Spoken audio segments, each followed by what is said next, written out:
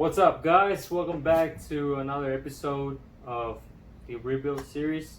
This is going to be episode 1 on the rebuild of the Lexus RcF. Sorry, I have too much trash in this garage. I just gotta I gotta clean everything out. I'm too cramped up, especially with this car so wide, so I barely have space to work on. So yeah, so let's get started. First off the bat, I have 2015 Lexus RcF with 50,000 miles. It says that it runs and drive. You guys can see the sticker right here, run and drive in the windshield. Front end damage came with the RR Racing Supercharger. To give you guys a better angle, here's the damage. Had a front end damage. The headlight's toast. That one was good. Here's the goodie. Supercharger with carbon fiber intake. Some other engine brace bracket, whatever you want to call it, RR Racing. This is pretty much the only reason why I bought the car, because it came with the supercharger. Yeah, it's 50,000 miles. Besides that, this is pretty much the damage on the vehicle. So what I'm gonna do today, I'm gonna get started with removing the bracket, the impact bar, removing whatever damage piece I got, and then just assessing the damage.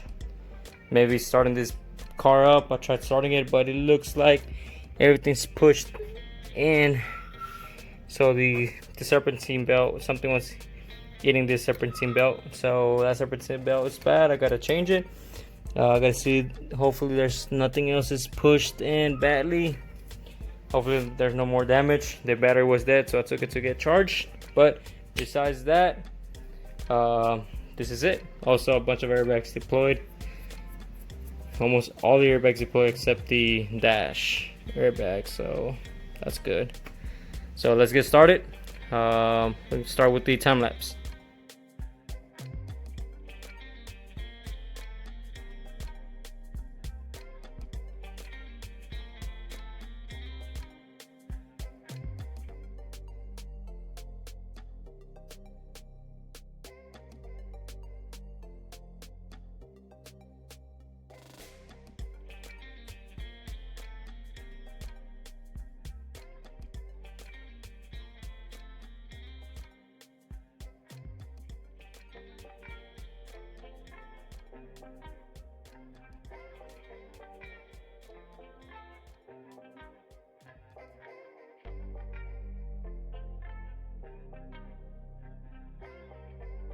When the car got unloaded off the 18-wheeler, it was difficult turning this wheel right here, since this was definitely pushed in against the wheel.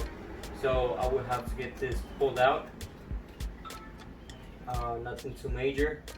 Now that we got this off, let's start removing the radiator, and we'll see the components of the supercharger. So let's get started with that.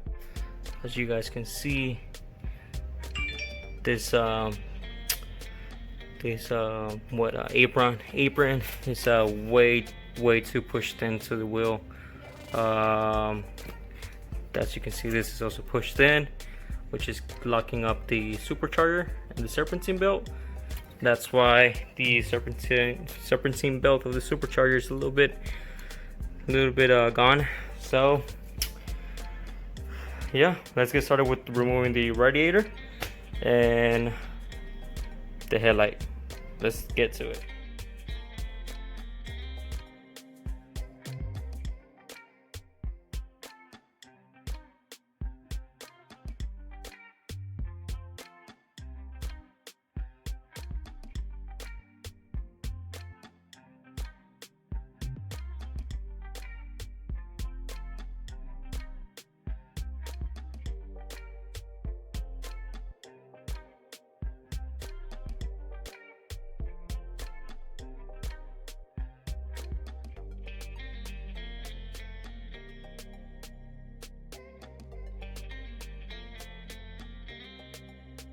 we're gonna go ahead and finish assembling the core support.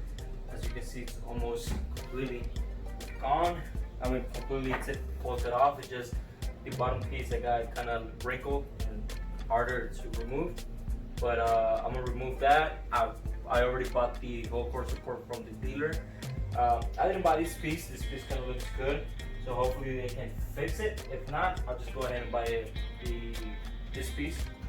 Literally just the left side piece.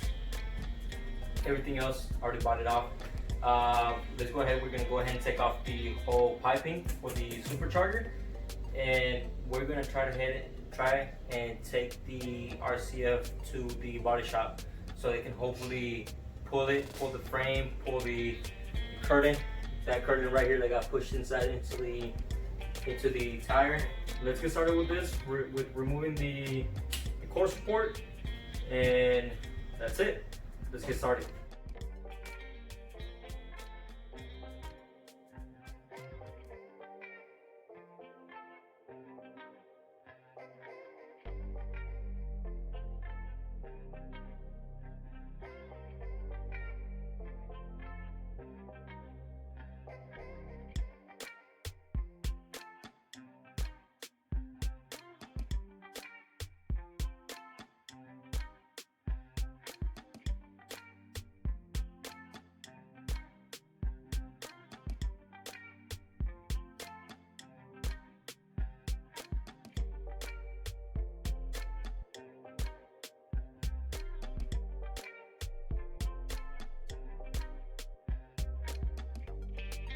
What's up, guys? We're back.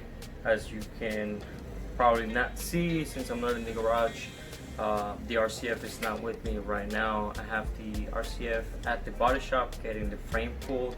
Today I just received some parts for the radiator condenser. I went ahead and picked up the fan shroud and one fan from the dealer since this one was really messed up.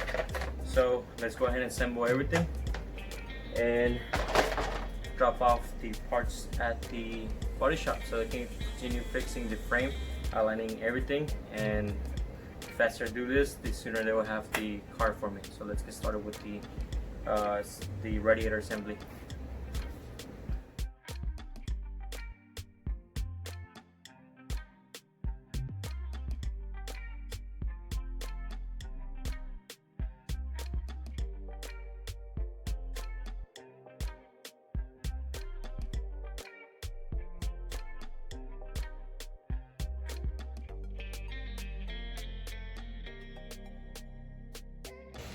Alright, so I just went ahead and finished up the whole radiator and fan assembly.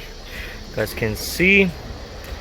Now the only thing left to do is take it to the body shop so they can start measuring and pulling the frame.